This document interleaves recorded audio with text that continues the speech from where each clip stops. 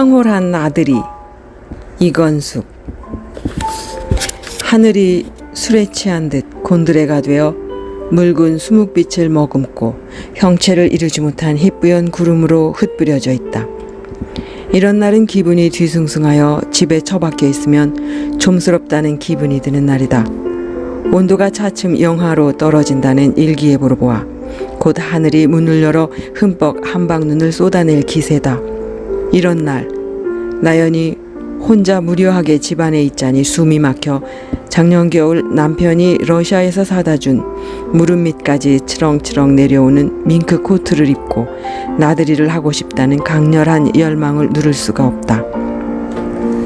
여든하고도 중반을 넘긴 시어머니는 아무리 봐도 그 나이에 지나치게 건강하다. 푸드를 벗삼아 재미있게 지내면서 아침이면 2시간씩 맨손 체조를 하는 걸 보면 얼마나 더 살려고 저러나 하는 역겨운 마음을 누를 수가 없다. 하늘이 내려앉은 탓인지 강아지에게서 나는 비린내가 온 집안의 땅거미처럼 스멀스멀 정강이 언저리를 휘감는다. 의사의 진단이 아니더라도 이렇게 살다가는 자신이 시어머니보다 먼저 병들든지 아니면 정신질환에라도 걸려 죽을 것만 같았다. 오늘 아침만 해도 부하가 치밀어 화분들을 다 내던지고 싶은 걸 꾹 참았다. 글쎄 시어머니가 베란다 창문을 열어놓고 출근하는 아들에게 빠이빠이를 하는 것이 아닌가. 거긴 화분들이 잔뜩 놓여있어 창가까지 비집고 들어가기 힘든데도 말이다. 하루 이틀도 아니고 창피해서 죽겠다. 언제까지 시어머니는 아들을 남편이라고 생각하면서 살 것인가.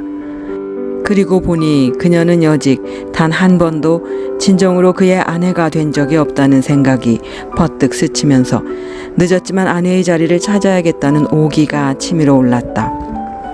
동갑내기 시누이에게 전화를 넣었다. 나도 이제부터는 진짜 아내가 되고 싶어. 어머님이 창가에서 손을 흔드는 걸 막을 수 없을까? 이대로 계속하면 난 가출할 거야. 아니 이혼이라도 할 마음이야. 내 나이 환갑을 넘었는데 언제까지 이렇게 우스꽝스러운 경우를 당해야 하지? 어제 반상에 나갔더니 이런 시어머니를 놓고 모두 웃어대서 창피해 쥐구멍에라도 들어가고 싶더라고. 그러니 고모라도 나서서 이런 짓을 그만두라고 말해줄 수 없어? 그 나이가 되면 아기가 된다고 하더라. 그냥 넘겨버려. 나 이제 힘들어서 탕 놓고 싶어. 상주 가정부가 있으니 육체적 힘은 들지 않으면서 뭘 그래. 시어머니 모시는 일이 얼마나 스트레스를 받는 일인 줄 알기나 해? 하루 세때 밥을 챙겨주려면 시장을 봐와야 하고 혹시 가정부가 없는 날엔 손수 차려야 해. 만에 하나 그런 날 나까지 외출하려면 시집간 딸이라도 불러다가 대령해야 될 정도로 여직 모셔왔어. 이렇게 살아온 인생이 40년이 가까워온다고. 나도 이제 그만 자유롭고 싶어. 아주 멀리 도망가고 싶단 말이야. 환갑을 넘어서도 생활고를 이기지 못하고 머리에 염색을 해가면서 미장원을 운영하고 있는 시누이 경화는 이런 올케에게 한마디 말도 못하고 전화를 끊었다. 잘못 대응했다가는 당장 어머니를 모셔가라고 호통을 칠 올케라는 걸 알기 때문이다. 처음 시집와서는 새댁이면서도 공동묘지 위에 인불이 번쩍이는 것처럼 찬기가 돌았는데 이만해도 좋아진 셈이다. 너무 배때기가 불러서 저러는 거야.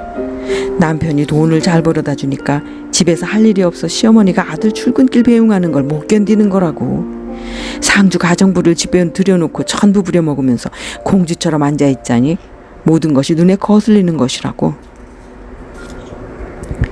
시어머니를 모시는 아내를 위해 아내 전용 자가용을 배치하고 주말이면 함께 골프를 치러 가고 1년에 2-3번씩 해외 나들이를 같이 하면서 비위를 맞춰준다. 그런데도 시어머니가 아들 출근길에 빠이빠이 하는 걸 못 참다니.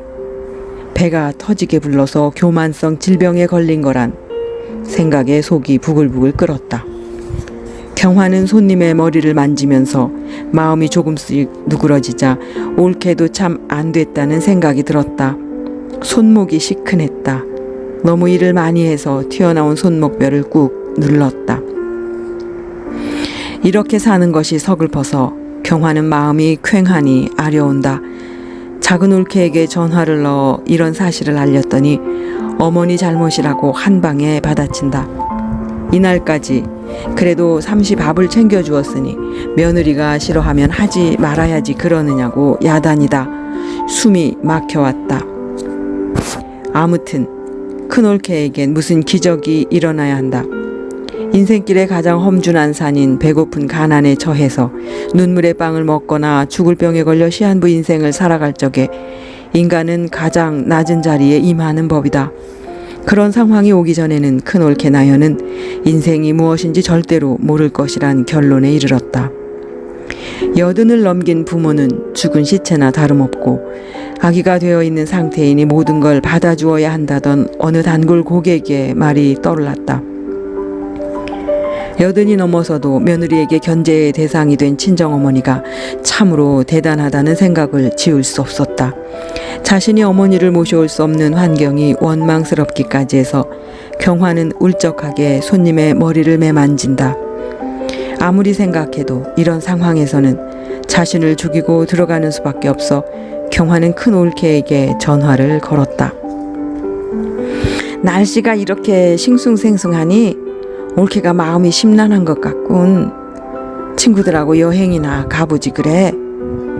그러지 않아도 이 집을 빠져나갈 궁리를 하고 있어. 시어머니를 야단쳐서 그 짓을 못하게 하지 않고 시누이는 그 대안으로 고작 여행을 떠나라고 하니 전신에 가시랭이가 들러붙는 기분이다. 직원을 500명 이상 거느린 사업체를 운영한다고 늘 자랑을 늘어놓는 고등학교 동창 경옥에게 전화를 했다. 날씨도 이런데 우리 나들이나 하자. 깊은 산속으로 들어가서 단 하루라도 이런저런 꼴 보지 않으면 좋겠다. 그렇잖아도 경옥은 무슨 신나는 일이 없나 해서 기지개를 켜든 참이라 눈이 번쩍 뜨였다. 봄부터 가을까지는 골프를 치면서 소일할 수 있는데 한겨울이라 행동 반경이 좁았다. 하루 종일 찜질방에 무료하게 누워있다가 때밀이를 하고 지압을 받고 여성 전용 휴게실에서 늘어지게 한숨 자고 나니 지루하기 그지 없었다. 명품 옷이라고 알려진 것들을 모두 사서 드레스룸에 걸어놓는 일도 이제 별 재미가 없다. 집안 여기저기를 명품으로 완벽하게 장식을 해놓았으니 이제 더 사드릴 것이 없어 허전했다. 게다가 요즘 교회 일로 골이 아팠다. 모든 사람들이 회장의 부인인 그녀 앞에서 사모님 사모님 불러가면서 머리를 숙이는 판에 목사만이 머리를 바짝 치켜드는 꼴이 기가 찼다. 감히 내 앞에서 머리를 들다니 속이 상해서 지난 주일에 교회 가서 한바탕 퍼부었다. 내가 이래봬도 직원들을 500명 넘게 거느린 회장 부인이요. 이 교회의 교인 수보다 많단 말이요. 200만 원을 내나 교인들 점심 해먹이라고 했는데 왜 내가 하라는 대로 하지 않았어. 소고기를 사라고 했는데 돼지고기가 뭐요. 내 체면에 먹칠을 한 것 아니요. 부엌 담당 책임자를 임명할 적에 내 허락을 받지 않고 일을 추진하더니 이런 불상사가 터진 것이 아니요. 목사는 대꾸를 않고 입을 꾹 다물고 말을 아낀다. 교회에 들어서면 사회에 계급장을 떼어놓고 들어오라고 다음 주엔 설교를 해야지 속으로 다짐하면서 나긋하게 대한다. 주일학교 학생들까지 먹이자면 600명이 넘는데 그 정도 돈 가지고는 점심 식사에 소고기로는 어림없소. 돼지고기가 조금이라도 값이 덜해서 성도들이 많이 먹을 수 있도록 그렇게 했소. 또 요즘 광우병 문제로 야단들이랑 소고기를 피하는 추세고 해서 돼지고기를 택한 거요. 그래도 돈을 내는 사람의 말대로 해야지요. 목사도 인간인지라 무람없이 나대는 그녀 앞에서 거북한 표정을 감추지 못했다. 이런 목사를 불쾌한 얼굴로 쏘아보면서 마음을 어루더듬었다. 그렇게 하고 이 교회에 남을 줄 알아? 나를 무시하고 이 교회에서 목회할 줄 아느냐고. 속으로 종알대면서 목사방의 문을 쾅 닫고 나와버린 사건으로 인해 속이 뒤집혀 있었다. 내 말을 듣지 않다니 이럴 수가 있어? 모든 사람이 내 말에 굽실거리고 허리를 숙이는 판에 교회에서 생활비를 받고 사는 주제에 이렇게 나간다면 어디 두고 보자. 독이 오른 고추처럼 목에 힘을 잔뜩 주고 머리를 곤두세워 흔들면서 외제차 BMW의 시동을 걸었다. 옆에 주차해 있는 목사의 낡아빠진 허술한 고물차에 침을 탁 뱉었다. 그래도 분이 풀리지 않았다. 돈의 힘이 얼마나 센 것인지를 아직도 모르는 목사가 세상을 모르는 사람이라고 생각하면서 경옥은 연신 머리를 누에처럼 치켜들었다. 이런 차에 나연의 전화를 받은 것이다. 나는 시어머니 때문에 못 살아. 내 나이가 얼만데 그러고 사냐? 다 걷어차버려. 그냥 양로원에 집어넣지 그래. 요즘 시설 좋은 양로원 많잖니. 그러고 싶어도 남편이 못하게 하잖아. 아침마다 창문에 서서 빠이빠이 하는 꼴이 욕지기가 나서 못 살겠다. 남편을 잘 구슬려서 그걸 못하게 하라고. 세상 사람들의 문제는 해결하면서 집안일에는 손도 못 대는 남편이 변호사냐? 일생 그랬다는 걸 어떻게 아들의 뒤를 바라보면서 10분씩 기도하고 축복해 주는 거라고. 아들은 오히려 좋아한단다. 아무튼 이런 날씨에 속이 울렁거려 집에 있기 싫다. 우리 놀러 가자. 그러자 경옥이 따발총으로 쏴댄다. 나는 우리 교회 목사 꼴 보기 싫어 숨이 막힌다. 주위에 모든 사람들이 돈 달라고 허리가 휘도록 굽실거리는 판에 목사라는 작자는 돈이 무엇인지 모르는 모양이야. 꼴사 남아서 못 봐주겠어. 속이 타고 신경질이 난단 말이야. 이런 날 네 말대로 우리 멋진 나들이를 해보자. 우리 둘이 가면 재미없잖니. 그럼 강 언덕에서 미나리 음식점을 경영하는 숙경이하고 교수 부인인 윤한이 있잖니. 넷이 가면 멋있겠다. 이렇게 하늘이 뭉개져서 꾸물럭거리는 날씨에 어떻게 집에 처박혀 있니? 나와라. 내가 두 사람을 데리고 너한테 가마. 하룻밤 자고 올 아들이니 간편한 차림을 하고 기다려라. 사업가의 아내답게 씩씩한 경옥의 말에 나연은 불이 나게 목욕을 하고 가방을 꾸리기 시작했다. 더구나 고등학교 동창 넷이 모여서 가는 겨울 나들이니 신바람이 났다. 경옥이 운전대를 잡았다. 사업을 이 정도로 일으킬 적에는 연탄불에 직원들 밥해 먹이느라고 기절도 했다는 초창기 기업을 일으킬 적의 아픔과 고생한 사연을 들고 나왔다. 이건 단발머리 친구인 동창들끼리 만나면 항상 늘어놓는 경옥의 레퍼토리다. 그러자 미나리 음식점을 경영하는 숙경이 받아친다. 너 솔직히 말해봐. 내가 몸바쳐 일한 육신의 수고로 지금의 재산을 축적한 건 아니잖아. 넌 순전히 땅 투기로 부자가 되었다. 공장 땅이란 명목으로 서울 근교에 사둔 엄청난 부지의 땅이 100배도 더 넘게 뛰어서 그걸 팔아 지금의 회사를 차렸잖아. 우리나라 부자치고 땅 투기하지 않은 사람 있으면 나와보라고 해. 내 말 틀렸니? 맞지? 그러니 우리 입을 다물자. 그래도 내 공이 크다. 연탄 냄새를 너무 많이 맡아서 유산을 2번이나 했잖니. 나중에 아파트로 주거지로 옮기면서 셋을 낳았지 그대로 연탄아궁이를 끼고 있었다면 성녀로 살았을 거다. 분위기가 이상해지자 윤한이 연민의 정을 표하며 거든다. 땅 투기를 들고 나오는 숙경의 말에 속이 뒤집혔는지 회장 부인인 경옥이 운전대를 잡고 목을 뒤로 빼면서 한방 친다. 너도 그 비슷한 식으로 해서 부자가 되지 않았니? 너처럼 땅 투기를 하지 않았고 500명이 넘는 직원을 거느리지는 못하지만 사람 수만 많으면 뭐하니? 그게 다 돈 나가는 일이 아니니? 숙경은 딱 10명의 직원을 거느리고 음식을 해서 판다. 이득이 쏠쏠하다. 도매시장에 가서 질이 조금 떨어져도 아주 헐값으로 시장을 봐오면 모두가 돈이 된다. 시장을 잘 봐야 장사는 돈을 버는 법이다. 날마다 새벽잠을 설치고 수산시장과 야채시장을 휩쓸고 다니니까 이만큼 산다고 숙경은 확신하고 있다. 엄밀히 따지고 보면 육신의 수고로 먹고 사는 셈이다. 게다가 술을 팔아서 돈이 팍팍 들어온다. 너도 내가 했던 땅 장사처럼 물장수를 하면서 뭘 그러니? 그렇다고 모두 걸걸 웃었다. 그들 옆에 교수 부인인 윤한이 시무룩해 앉아있다. 친구들은 모두 돈을 억대로 주물럭거리는 사람들이고 자신은 월급쟁이 교수 부인이라 저들을 따라갈 수가 없다. 너는 교수 남편 옆에서 불만은 없잖니?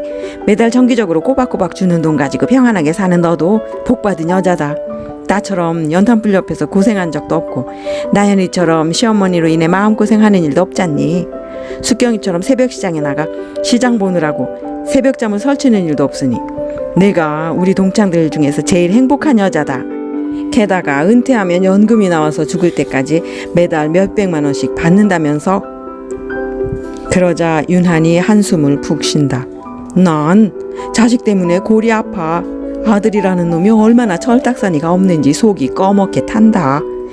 미국에 유학을 보냈더니 하라는 공부는 하지 않고 차를 렉서스로 사내라고 야단이야.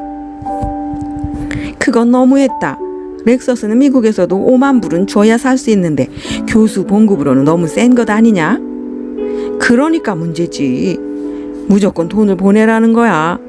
그리고 오늘 아침 전화로 확인한 것인데 공부는 하지 않고 학비랑 생활비 붙인 돈을 몽땅 가지고 하와이와 알래스카로 친구들하고 어울려서 여행을 하고 있으니 이거 속이 상해서 죽겠다. 넌 그런 상황인데도 교회에서 그렇게 야단이냐? 모두 너희에게 굽실거려야 되니? 너 다니는 교회도 문제가 많다. 구역장이랑 심지어 목사나 전도사까지 너에게 굽실거리고 내 명령을 드려야 직성이 풀린다는 소문이더라. 숙경이 윤한을 흘끔 쳐다보면서 지분거린다. 그건 내 성격이야. 난 학교 다닐 적에도 모두가 내 부하가 되어야 직성이 풀렸어. 내가 보스가 되어서 명령해야 되는 성품을 타고났어. 내 어깨를 봐라. 장군처럼 보이지? 윤한이 어깨를 으쓱거리면서 힘자랑이라도 하는 듯 거들먹댄다.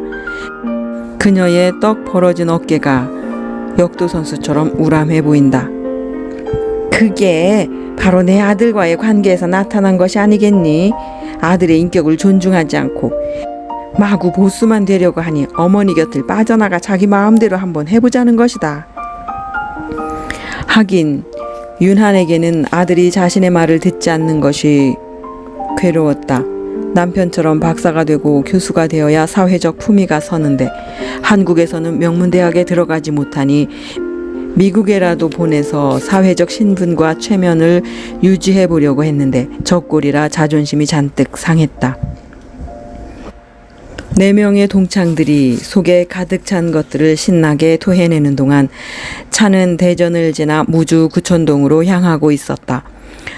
부유한 여자들이 일반적으로 갖고 있는 특유한 짐을 잔뜩 싣고 있어 그런지 고급 승용차이지만 바퀴가 짓눌려 무거워 보였다. 넷이서 금년 여름에도 나연의 콘도가 있는 무주구천동에 하루 나들이를 한 적이 있기 때문에 길은 모두에게 낯설지 않았다. 대전을 지나면서 눈이 부슬부슬 내리더니 나중에는 한방눈이 되어서 펑펑 쏟아지기 시작했다. 하늘은 무지근한 똥을 누듯이 머무적거리다가 나중에는 마구 쏟아내서 눈의 크기가 활짝 핀 코스모스만 해졌다. 눈이 이렇게 내리니 그들은 더 신이 나기 시작했다. 도시를 벗어나고 얽매였던 일상사에서 벗어났다는 자유로움을 만끽했다. 마구 이 말 저 말 순간순간 마음에 떠오르는 생각들을 토해내면서 사냐가 하얗게 옷을 입고 있는 걸 내다보았다. 쏟아지는 눈 때문에 즐겁게 날뛰는 시골집 마당에 누렁이가 된 것처럼 소녀 시절로 돌아간 저들은 모두가 입이 열리는 대로 마구 시시덕거렸다. 아무리 퍼내도 자신들 속에 아직도 남아있는 메스꺼운 찌꺼기가 바깥에 펑펑 쏟아져 내리는 눈처럼 두껍게 옷을 입기 시작했다. 무주구천동에 가까이 오면서 사냐는 두꺼운 흰 눈 이불을 덮고 어스레한 하늘을 이고 널브러져 있다. 차가 무주구천동에 도착해서 콘도에 이르니 쏟아지는 눈에 막혀 나가지 못한 손님들로 안내데스크는 번잡했다. 우린 진달래 콘도 310호로 예약이 되어 있지요. 나연이 방을 달라고 하자 데스크에서는 미안해서 어쩌느냐고 표정을 숨기지 못했다. 오늘처럼 예기치 못한 날씨에는 어쩔 수 없이 고객 한 사람을 추가해야겠습니다. 어제 들어오신 분인데 눈 때문에 길이 막혀 오늘 밤에 나갈 수 없게 되었어요. 함께 주무셔야겠습니다. 이런 경우는 없었는데 비상사태입니다. 남자 손님이요, 여자 손님이요? 물론 여자 손님이니까 이렇게 권하는 것이 아닙니까? 우리 나이 또래요, 더 많아요. 더 많은 걸로 압니다. 해마다 오시는 분인데 아주 점잖으시니 한 구석에서 주무시게 하셔요. 그 나이에 여자분이 혼자서 눈 속을 뚫고 차를 몰고 가기는 쉽지 않습니다. 어둠 속에 흰 눈이라니. 고속도로까지 나가는 국도가 너무 멀어서 차가 뒹굴기라도 하면 어쩝니까?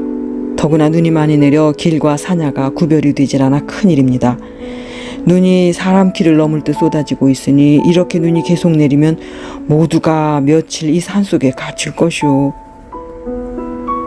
네 사람은 투덜거리면서 열쇠를 받아주고 방으로 향했다. 아직도 방을 비워주지 못하고 남아있는 여자가 어떤 사람일까 하는 호기심으로 문을 여니 발등까지 내려오는 하얀 드레스를 입은 백발 할머니가 눈이 쏟아지는 창문을 향해 서 있다가 문소리에 얼굴을 돌린다. 험악한 얼굴이거나 아주 무식해서 상대가 되지 않을 사람과 하룻밤을 지내면 어쩌나 걱정했는데 고상함이 어린 할머니 얼굴엔 잔잔한 기쁨과 평안함이 넘쳐 흘렀다. 거실 한가운데 켜있는 밝은 형광등에 드러난 할머니의 흰 드레스는 민무늬로 윤기가 자르르 흘렀고 가슴 깊이 파여 젖가슴이 드러나는 것을 막기 위해 자주색 턱바지를 달아댄 것이 얼굴을 지적으로 돋보이게 했다. 형식적이지만 서로 인사를 나누고 평안한 평상복으로 갈아입고 난 뒤에 숙경이 화투를 꺼내놓자 모두 둘러앉았다. 할머니는 잔잔한 미소를 삼키면서 방 한 구석에 요를 깔고 누워버린다. 각자가 10만 원씩 걸고 화투를 시작했다. 딱! 화투장을 내던지던 나연은 시어머니 얼굴에 요것을 명중시킨다는 듯 입을 모으고 기합을 넣는다. 회장 부인인 경옥은 목사의 얼굴에, 윤하는 아들의 얼굴에 던진다. 숙경은 음식점을 운영하면서 이따금 말썽을 부리는 남편의 얼굴에 화투장을 던진다. 돈도 벌지 못하면서 술주정만 하는 남편은 숙경의 고통거리였다. 이따금 젊은 여자를 데리고 들어와 음식점 주인은 자기라고 나대면서 호통을 치는 꼴이 선하게 떠올랐다. 남편에 대한 고민은 창피해서 동창들에게도 지금까지 숨기고 있는 비밀이다. 저들의 기합 소리를 들으면서 벽을 향해 누워있던 할머니가 화투놀이 하는 쪽으로 얼굴을 돌린다. 밖엔 솜뭉텅이가 허공에서 떨어지듯 눈발이 점점 굵어진다. 무주구천동의 깊은 산속은 자동차들의 소음이 사라지고 산새들도 잠자리를 찾아 들어간 지 오래라 사각사각 눈 내리는 소리만 들린다. 힘차게 화투장을 던지던 경옥이 할머니를 향해 한마디 했다. 이리 와서 우리와 합세하시지요. 미안합니다. 전 화투 칠 줄 모릅니다. 저희처럼 속에 찬 고민거리가 있으면 여기 화투장을 던지면서 기합을 넣으세요. 세상살이 고통이나 미움이 어느 정도 빠져나갑니다. 이런 재미도 없이 인생을 어떻게 살아갑니까? 숙경이 점잖게 타의 이르는 쪽으로 훈계를 한다. 이 나이에 이르니 죽음이 보여서 미운 사람도 없고 세상살이 고통이나 고민거리조차 없습니다. 모두 불쌍해 보입니다. 감각이 무디시군요. 이 세상에는 미운 사람들이 널렸지요. 화투를 못하시면 술이나 함께 마셔요. 독한 술이 아니고 우린 포도주 정도로 마십니다. 그것도 집에서 가져왔어요. 나연이 포도주 2병을 내놓으며 대답이 없는 걸 수긍하는 것으로 알고 잔을 5개 마련하고 마른 안주를 한 상 푸짐하게 차렸으나 여전히 할머니는 저들 사이에 끼어앉지를 아니하고 조용하게 머리를 흔들 뿐이다. 가져온 포도주를 다 마시고 나서 이런 밤엔 실컷 취해보자고 수런거리던 여자들은 소주 한 상자를 주문했다. 밤이 깊어지자 거나하게 취한 저들은 시시덕거리다가 깔깔 웃으면서 속에 있는 것들을 마구 본물처럼 쏟아내기 시작했다. 인간이란 그릇처럼 속에 들어있는 것을 말하게 마련이다. 자식 걱정을 하는 사람은 어딜 건드려도 자식 이야기만 나온다. 돈 걱정을 하는 사람은 어딜 건드려도 그저 돈이다. 각자가 쏟아놓는 불만으로 걸쭉하게 판이 무르익어 가자 윤한이 혀꼬부라진 목소리로 할머니에게 수작을 건다. 할머니는 무슨 재미로 이 세상을 살아가요? 우리처럼 수다도 떨 줄 모르고 술도 화투도 못하고 미운 사람도 없고 세상살이 고통도 없다면 도대체 당신이란 사람은 천상의 사람이오, 이 세상 사람이오. 할머니는 맑은 얼굴에 그저 조용히 미소를 흘릴 뿐이다. 도대체 그 나이에 할 수 있는 것이 무엇이오? 나연이까지 이죽거리다가 술기운이 머리끝까지 올라 입이 돌아가면서 빈종거린다. 그러자 노인은 조용히 일어나서 여행 가방을 연다. 모두의 시선이 그 안에서 무엇이 나오나 하는 호기심에 들떠서 그녀의 손끝에 쏠렸다. 할머니는 하얀 벽지를 벽에 붙이고 물감을 풀기 시작했다. 나는 수채화를 그리는 취미가 있어. 어떤 그림을 그리는지 한번 봅시다. 여자들은 이제 취기가 머리끝까지 올라 앉아있지도 못하고 베개를 나란히 놓고 누워서 할머니가 그리는 그림을 향해 일제히 머리를 돌렸다. 얼큰하게 취하고 잠까지 슬슬 와서 눈을 개슴츠레 뜨고 할머니가 그리는 그림을 쳐다보았다. 새벽 2시가 되었지만 눈은 여전히 펑펑 쏟아져서 외등의 흐릿한 불빛을 타고 하늘이 내려앉을 듯 했다. 노인은 벽면에 커다란 백지를 한 장 붙여놓고 그 위에 힘들이지 않고 쓱쓱 그림을 그리기 시작했다. 금세 새파란 하늘과 바다가 그려지고 옆에는 산기슭이 나타났다. 커다란 돛단배가 바다 위에 떠있고 잔잔한 바람이 있는지 돛이 살짝 흔들리고 물 위로 강렬한 태양이 내리꽂힌다. 이따금 철썩이는 파도 소리가 들리고 갈매기들의 울음소리도 귓가를 스친다. 파란 하늘에 구름이 두둥실 뜨고 잔잔한 물결 위에 부딪히는 햇살이 속살거리는 것처럼 보였다. 술에 취하여 잠이 와서 눈을 반쯤 뜬 나연이 외쳤다.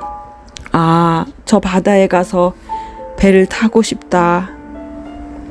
그러자 모두 일제히 외쳤다. 나도 저 배를 타고 싶다. 이렇게 내리는 눈은 싫다. 가슴이 답답하다. 넓은 바다가 좋다. 배를 타면 속이 뻥 뚫릴 거다. 술이 머리끝까지 올라 거나하게 취한 여자들 모두가 그 배를 타고 어디론가 가고 싶다고 외쳤다. 그러자 할머니가 빙긋 웃더니 그 배를 타라고 했다. 웃기지 마세요. 종이 위에 그린 배를 어떻게 타요? 모두 머리를 흔들었지만 나연이 혀꼬부라진 어조로 묻는다. 정말 저 배를 탈 수 있어요? 발등까지 치렁하게 내려온 360도 폭의 흰 드레스를 입은 할머니는 미소를 활짝 흘리면서 인자하게 말한다. 그럼요. 믿고 발을 이 그림의 배 간판 위에 올려놓으세요. 정말이요?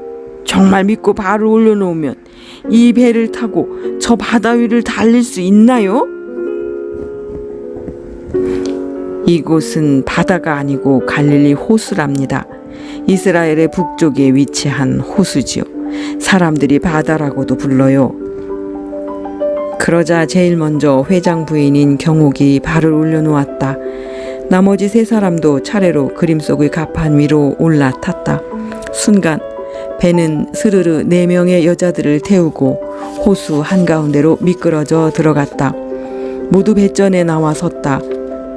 공기까지 달콤한 호수의 한가운데를 향해 미끄러져 들어가는 배가 신기하고 묘해서 팔딱거릴 정도로 모두가 손뼉을 치면서 해픈 웃음을 날렸다. 아득히 멀리 호숫가의 가파른 산비탈 뒤로 돼지떼들이 한가롭게 먹이를 뜯는 평화로운 전경이 눈에 들어왔다. 거기서 조금 떨어진 펀펀한 산자락 한가운데 두 손과 발이 묶인 남자가 몸에 한 오라기도 걸치지 않은 나신으로 나대기 시작했다. 얼마나 험하게 몸을 뒤트는지 마치 격렬한 춤이라도 추는 듯했다. 발은 고랑에 묶이고 양손에 묶인 쇠줄로 자신을 얼마나 심하게 때리는지 전신은 피투성이고 상처로 얼룩져 있다. 광인의 입에서는 단말마의 비명이 몸을 오싹하게 할 만큼 처절하게 사방에 메아리 쳤다. 이렇게 평화로운 호수에 어울리지 않는 광경이었다. 아이고, 저 사람 불쌍해서 어떻게 하지? 참으로 가엾다. 왜 인생을 저렇게 살고 있지? 이 세상에 태어나서 저꼴로 살아가는 사람도 있다니. 저 남자 너무 가엾다. 4명의 여자들은 모두 그쪽에 시선을 던지고 불쌍한 인생이라고 한마디씩 옹알댄다. 미풍에 밀려 배는 광인이 나대는 펀펀한 산비탈 근처까지 가더니 그 앞에 멈춰 서 있어 아주 가까이서 미친 남자를 관찰할 수 있었다. 남자는 밤낮 무덤 사이에서나 산기슭에서 늘 소리를 지르며 돌로 제 몸을 상하게 했는지 몰골이 말이 아니다. 저걸 어떻게 도와주지? 정신병원으로 데려가서 약을 먹여야지. 저런 사람은 머릿속에 도파민이라는 호르몬이 너무 많이 나와서 그렇다고 하더라. 생물학적으로 병든 환자라 우리 힘으로 할 수 있는 일이 없어. 음식 장사를 하면서 손님들이 떠들어대는 정보를 많이 들어 박식한 숙경이 정신질환에 대해 뭘 아는 것처럼 종알댄다. 어디서 나타났는지 갑자기 발끝까지 치렁거리는 흰옷을 입은 남자가 광인 앞으로 조용히 다가갔다. 그를 보자 미쳐 날뛰던 남자가 갑자기 조용해지더니 부르튼 목소리로 말했다. 지극히 높으신 하나님의 사람이여, 나와 당신이 무슨 상관이 있어 여기에 왔소? 제발 나를 괴롭게 하지 마시오. 내 이름이 무엇이냐? 내 이름은 군대니 무리의 수가 많음입니다. 귀신들아, 그 사람에게서 나오너라. 이 지방에서 떠나지 않고 살게 해주세요. 우리 수가 많으니 어쩝니까? 저기 돼지에 큰 떼가 있으니 차라리 그리로 들어가게 해주세요. 이렇게 빕니다. 저희들을 불쌍히 여겨 주세요. 여자의 치맛자락을 활짝 편 것 같은 펀펀한 산비탈 저편 광인이 손가락질하는 곳을 보았다. 깎아지른 듯 험한 산기슭에 2,000마리가 넘는 돼지들이 일제히 호수를 향하여 비탈을 내리달리기 시작했다. 그 많은 돼지들이 꿀꿀거리면서 절벽에 이르더니 우르르 호수로 떨어져 죽어갔다. 그러자 광인은 순한 눈으로 주위를 두리번거리더니 흰옷을 입은 남자 앞에 꿇어 엎드렸다. 4명의 여자는 모두 숨을 죽이면서 이 광경을 보고 있었다. 돼지 떼를 집어삼킨 호수 위로 따사로운 햇빛이 자결했다. 한편의 아름다운 청천연색 시네마스코프를 보듯 광인이 흰옷을 입은 사나이 앞에 엎드린 장면은 아름다운 한 폭의 그림으로 저들의 앞을 스쳤다. 군대 귀신이란 무엇일까? 나연이 중얼거리자 숙경이 아는 체 한다.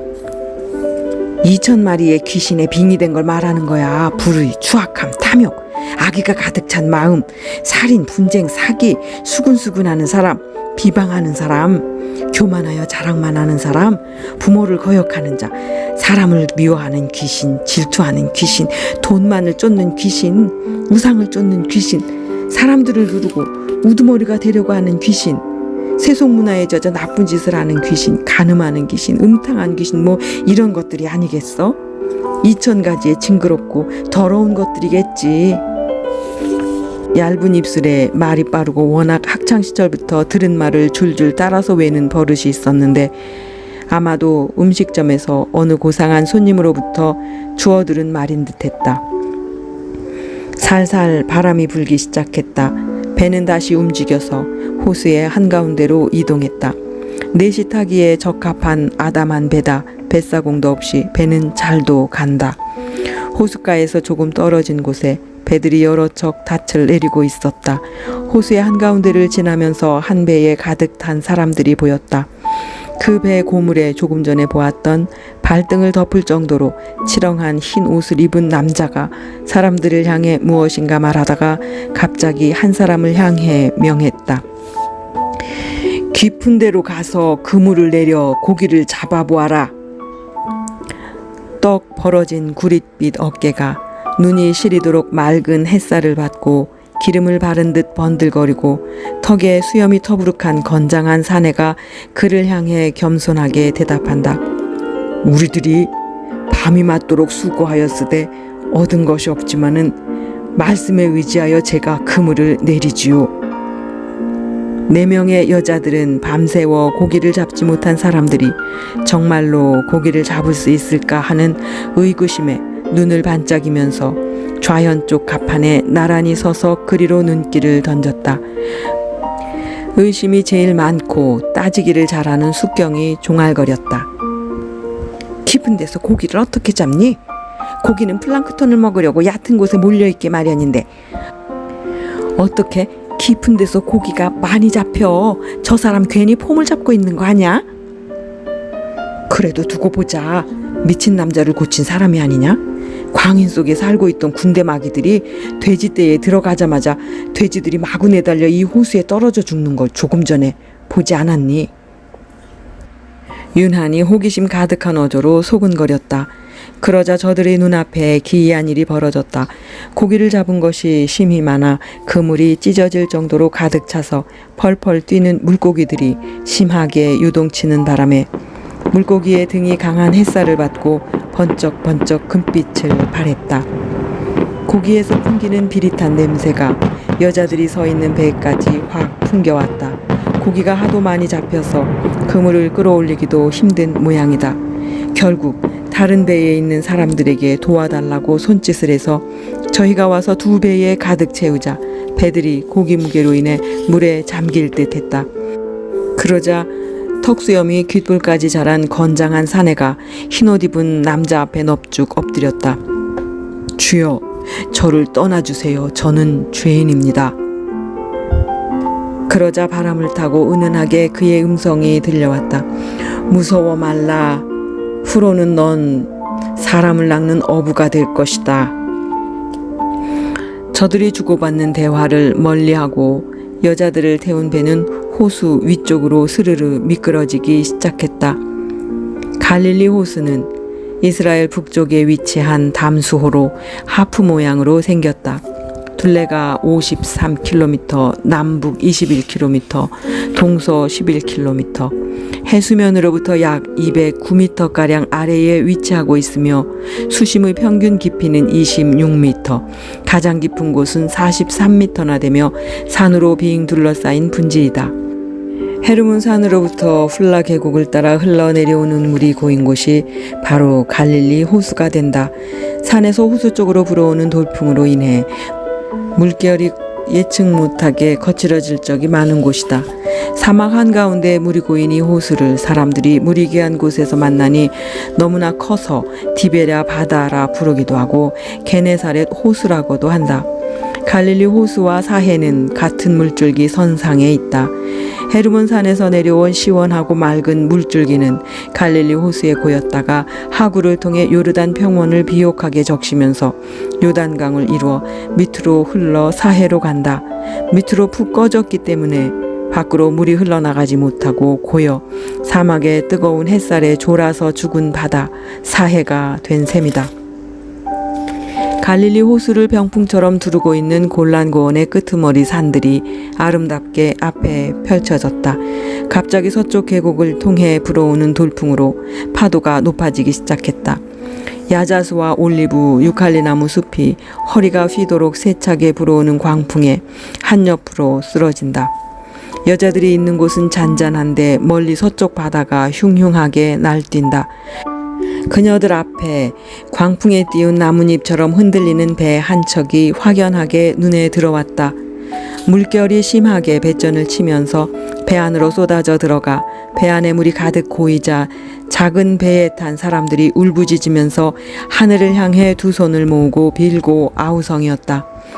턱에 수염이 가득한 남자가 눈이 시리도록 하얀 옷을 입고 잠든 남자를 다급하게 깨운다. 주여! 우리가 죽게 되었습니다. 돌풍이 우리를 덮쳐서 배가 가라앉으려고 합니다. 모두가 깊은 바다에 빠지게 된 때 주무시면 어쩝니까? 4명의 여자들도 침을 꼴깍 삼키면서 가랑잎처럼 몸을 뒤척이는 배를 주시했다. 잠든 사내가 어떻게 하나 보자 하는 호기심으로 모두 입맛을 다시고 침을 꼴깍 삼켰다. 그러자 흰옷을 입은 남자가 잠에서 깨어나서 웅성거리는 사람들을 둘러보았다. 그러더니 느릿하지만 자상하고 잔잔한 음성으로 한마디를 던진다. 믿음이 적은 사람들아, 어찌 그리 두려워하느냐.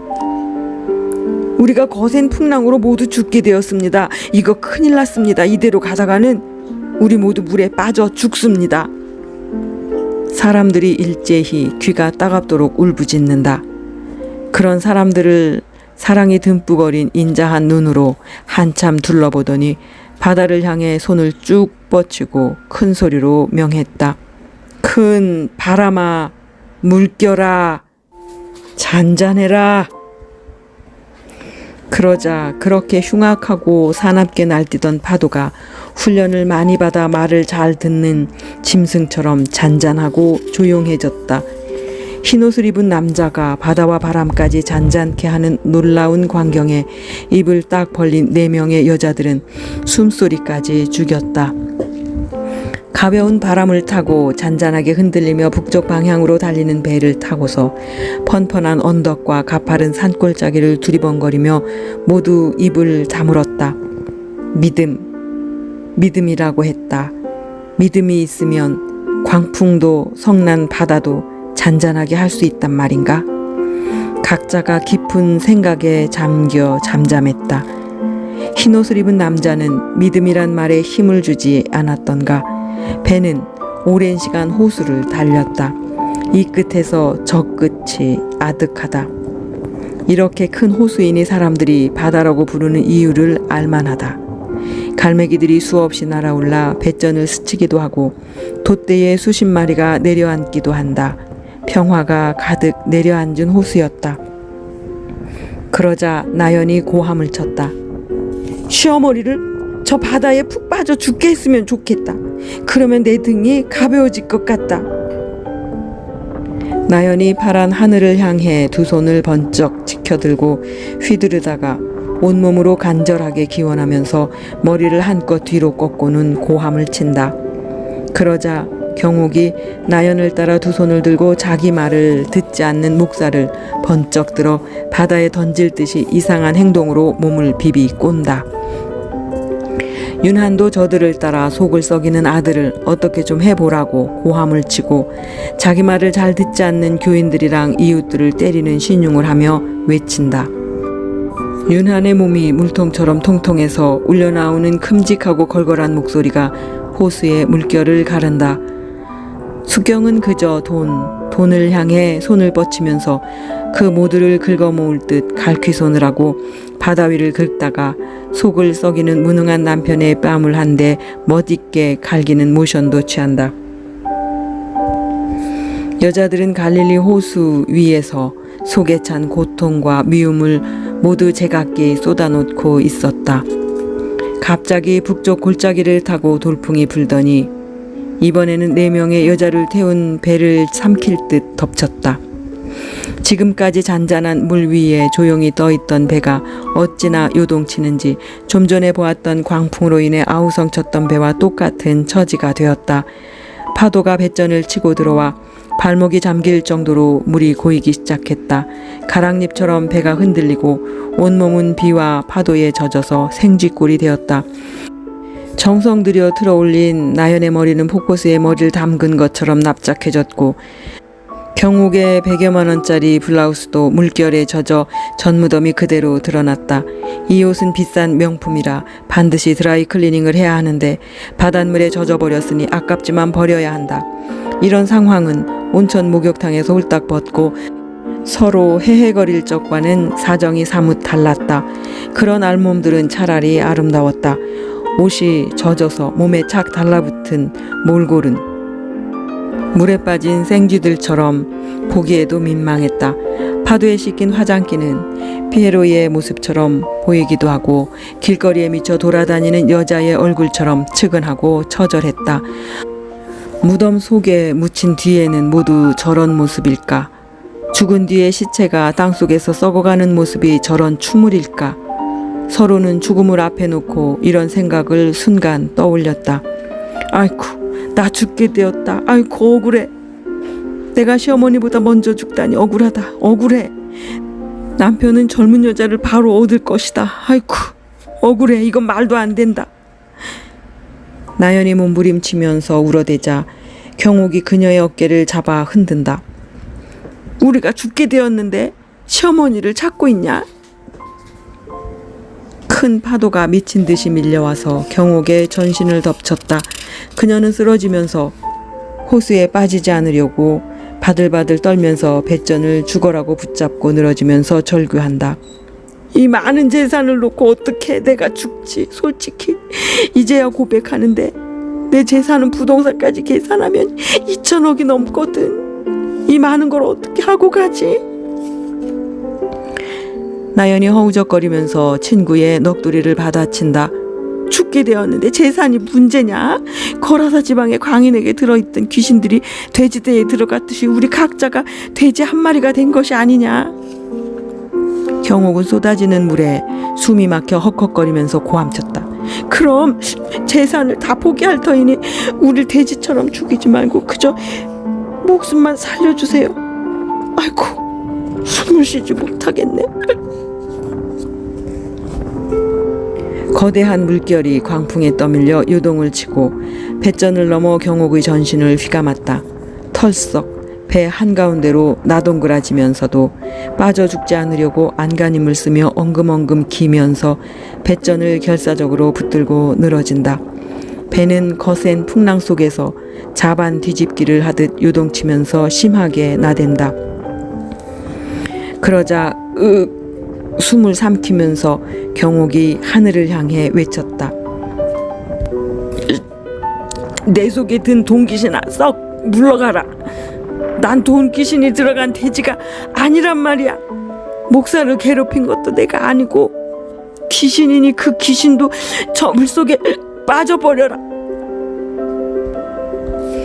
높은 곳을 향해 돈방석에 앉아서 세상을 주름잡던 경옥이 살려달라고 허우적거렸다. 광풍은 쉬지 않고 계속 몰려와서 배전을 사납게 두드렸다.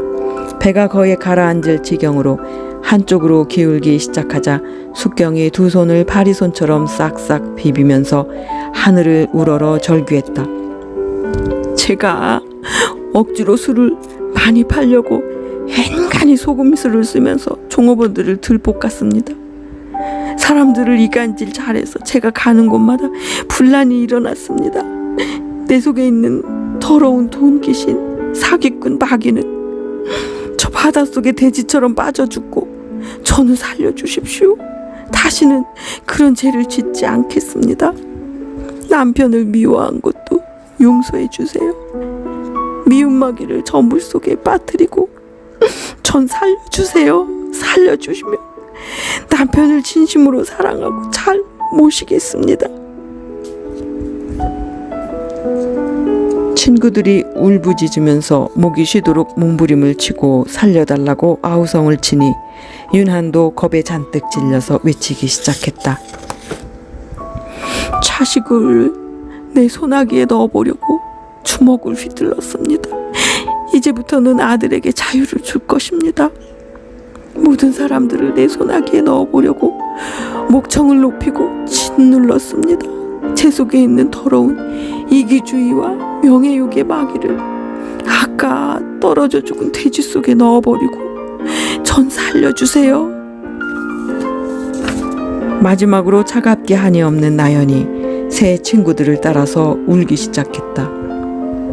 시어머니를 미워한 미운 마귀를 돼지 한 마리 속에 넣어서 죽이고 저는 살려주세요. 살려주시면 미움을 갖지 않을 겁니다. 진짜입니다. 제발 살려주세요. 집에 돌아가면 시어머니에게 잘할게요. 정말입니다. 하루에 10번씩 남편에게 빠이빠이 해도 신경질 내고 불이 나서 야단치지 않을게요. 여자들 넷은 배전을 부여잡고 광풍과 물결에 몸이 이리저리 휘둘려서 나가 동그라졌다가 일어서고 울부짖고 하늘을 향해 빌어댔다. 물결은 성이 나서 몰아붙이고 아우성치며 뱃전을 때리면서 쏟아져 들어오는 바람에 파도에 몸을 맡기고 가랑잎처럼 흔들리는 뱃전을 저들은 죽어라고 움켜잡고 목이 쉴 정도로 울어댔다. 익사 직전이 되었건만 광풍은 멎을 기세가 전혀 없었다. 눈은 그치고 무주 구천동에서 고속도로까지 허리를 넘게 쌓였던 눈길이 뚫리자 손님들은 모두 떠났는데 유일하게 진달래 310호에서는 기척이 없다. 나가려는 기미조차 없다. 함께 거했던 할머니 손님도 아침 햇살이 퍼지고 길이 뚫리자마자 떠났는데 유일하게 4명의 여자는 감감하기만 하다. 오후 1시면 다음 손님을 받아야 할 처지라 관리인은 열쇠로 문을 따고 들어갔다. 세상에 이럴 수가. 4 여자가 마신 술병이 어지럽게 방 여기저기에 나뒹굴고 4명의 여자들은 모두 손을 비비기도 하고 위를 향해 죽어가는 신용을 하면서 울부짖었다. 살려달라고 펄쩍펄쩍 뛰면서 무엇인가를 피해 몸을 뒤틀고 뒹굴고 야단이었다. 눈으로 하얗게 이불을 덮고 있는 사냐에 맑은 햇살이 평화롭게 내려앉은 대낮에 여자들이 술에 취해 보기 흉할 정도로 이상하게 미쳐있다니. 어쩔 수 없이 관리인은 싱크대로 가서 두리번거리다가 제일 큰 냄비를 찾아 물을 가득 채워 여자들 위에 확 부었다. 물벼락을 맞은 여자들은 죽는다고 더 아우성을 치면서 살려달라고 정신없이 뒹굴고 애걸하는 꼴이 꼭 죽음 직전의 몸짓들이다. 관리인은 두꺼운 커튼을 활짝 열어 젖혔다.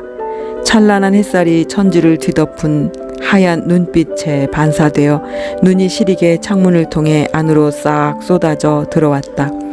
그래도 여자들은 몸부림치면서 허우적인다. 저 나이에 참으로 더럽게 술주정을 하는 못된 여자들이란 말을 억지로 삼키면서 벽면에 붙어있는 바다 그림을 관리인은 한 번 일별하고 방문을 닫았다.